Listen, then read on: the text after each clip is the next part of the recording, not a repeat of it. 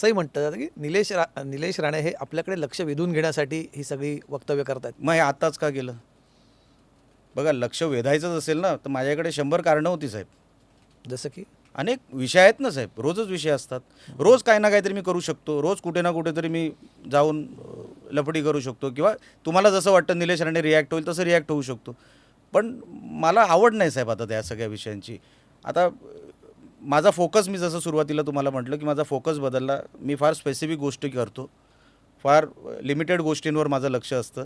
मला ह्या कुठल्याही विषयांमध्ये लक्ष घालून माझं जे काही फोकस आहे तो बदलायचा नाही आहे. घरात काय प्रतिक्रिया असते या सगळ्या वागण्याबद्दलची? आम्ही एकमेकांसाठी फायर फायटिंग करतो म्हणून सगळे सपोर्टिव्ह आहेत, कुठल्याही विषयाला साथ सोडत नाहीत. पण प्रत्यक्ष बोलता का फक्त ट्विटरवरच बोलता? प्रत्यक्ष बोलतो. मग ट्विटरवरती काय बोलणं सुरू होतं मागे? ते मला असं वाटलं माझा अधिकार आहे म्हणून ते मध्ये माझ्याकडून झालं, आणि मी ते ट्विट डिलीट पण केलं त्याच्यानंतर. पण मग ट्विटरवरती का सांगावं वाटलं? भाऊ आहे, सख्खा भाऊ आहे, फोन उचलून सांगू शकता. पब्लिक डोमेनच्या गोष्टी पब्लिक डोमेनमध्ये झाल्या पाहिजे असं मला वाटलं, म्हणून मी